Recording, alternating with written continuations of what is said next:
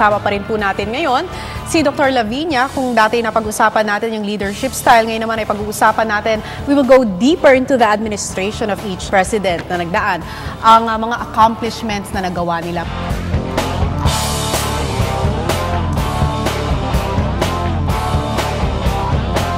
Magsisimula po muli tayo gaya ng ginawa natin dati kay former President Cory. Hindi ho ba? Gaya po ng sinabi ninyo dati, yung pagdating po sa pagbabalik ng demokrasya, nagawa po niya ito. Pero at the same time, isa po sa kanyang pinatupad ay yung Comprehensive Agrarian Reform Program na nagkaroon po ng problema dahil marami po sa mga napangakuan ng mga lupa at mga magsasaka hindi natupad. Na nag-result naman po sa isang malaking rally na eventually naging madugo dahil nagkaroon po tayo ng Mendiola Massacre. Ano po ang assessment nyo sa mga nangyari noon? Tungkol sa agrarian reform, no, yung reforma ng lupa, reformang agraryo,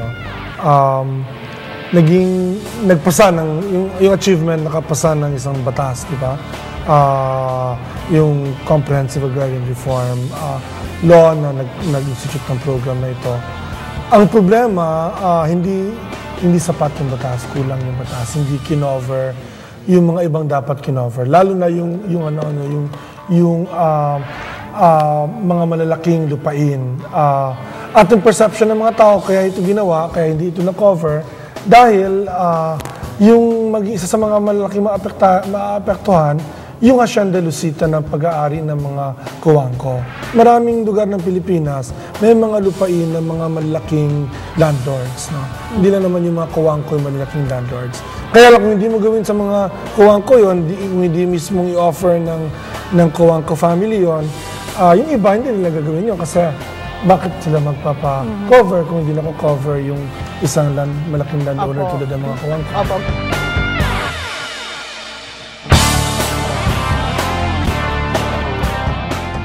Sa pamumuno naman po ni FVR, gaya ng sinabi ko kanina, pag-uusapan po natin yung mga proyekto na nasimulan na hindi naman ho natatapos. Kasi alam niyo, hindi pa ako bumoboto ng panahon ni Ramos administration and Cory administration. Pero naalala ko po nung elementary ako, lagi pong brownout. Bakit ho ba naging gano'n ang sitwasyon ng panahon ni FVR? Well, actually, failure yun ng Aquino government. No?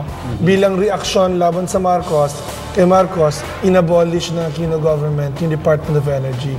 Biggest mistake yun. Malaking pagkakamali yun. A country should have a Department of Energy. A country like the Philippines. So una yung malaking pagkakamali. Kaya wala kang power. By the time si President Ramos took over, nagkaroon ng power crisis.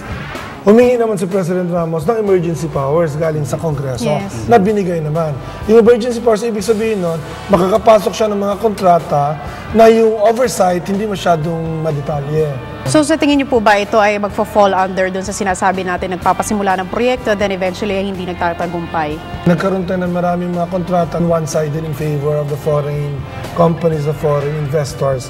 Pero kontrata yun, hindi mo pwedeng baguhin yun. Pero ngayon ba, mayroon pa tayong kontrata tungkol dito sa owners? Oo, kasi those contracts are 25-year 25 years? Contracts yung mga yun, more or less. Renewable pa yung another 25 years. So, balik na naman tayo sa cycle na yun. Kulang na naman yung electric power natin, yung electricity natin, di ba?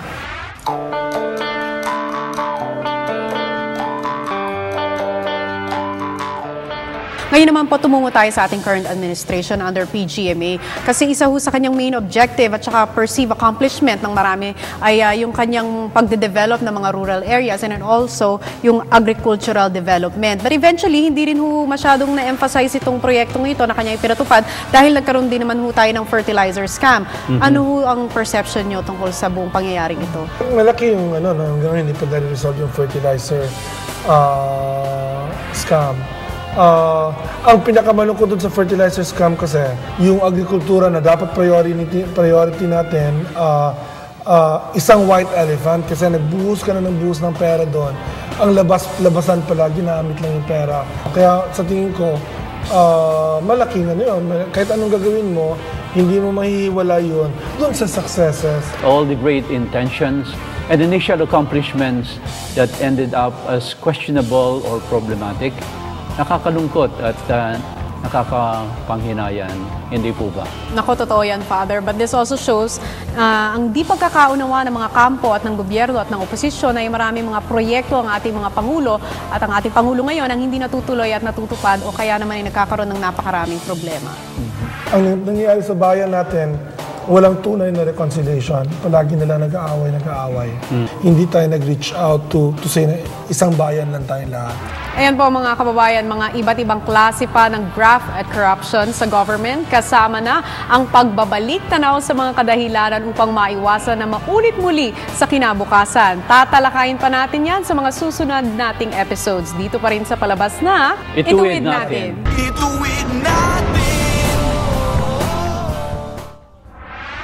CARP is the centerpiece of the Aquino administration. It was mandated by Republic Act No. 6657 signed by Cory Aquino on June 10, 1988. At sa pagpasa nito, ang gobyerno ay nangakong magbibigay ng lupa sa mga magsasaka sa loob ng 10 taon sa mahigit na 8 bilyong magsasaka to liberate them from the clutches of landlordism and poverty. Ituwid natin. Kasama pa rin po natin si Dr. Popoy para mas maliwanagan tayo sa issue ng CARP.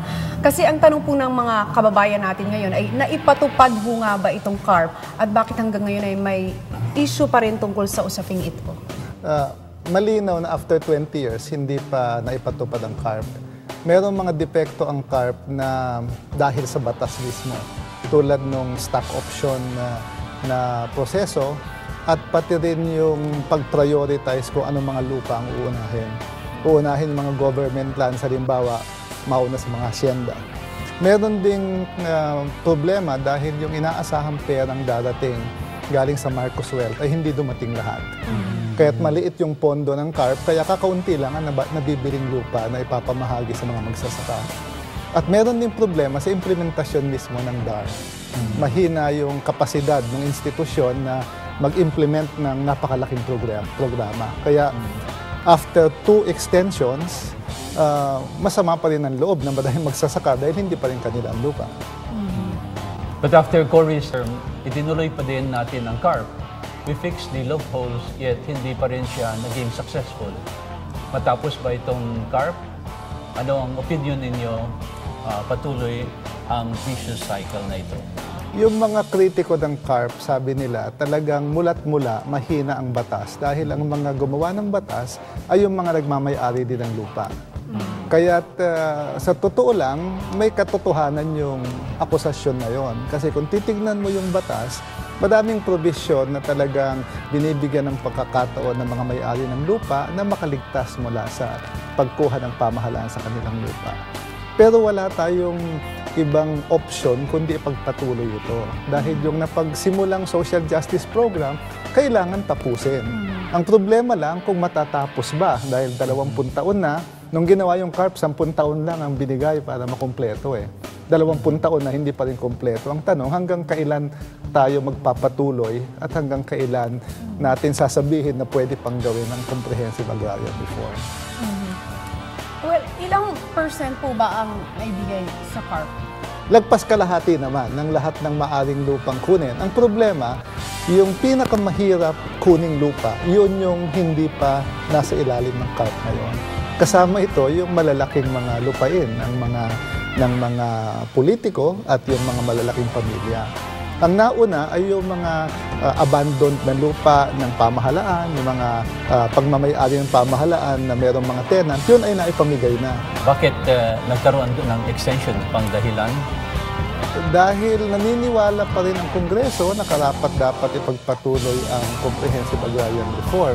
Pero yung binigay na panahon ngayon ay napakaikli na. Gusto nilang pilitin ang Department of Agrarian Reform na ipakita na kaya niyang gawin ang Comprehensive Agrarian Reform Law. At kung hindi, malamang sa susunod na babalik sa Kongreso ang Department of Agrarian Reform, baka sabihin tama na, huwag mo nang ipagpatuloy at hindi mo naman kaya.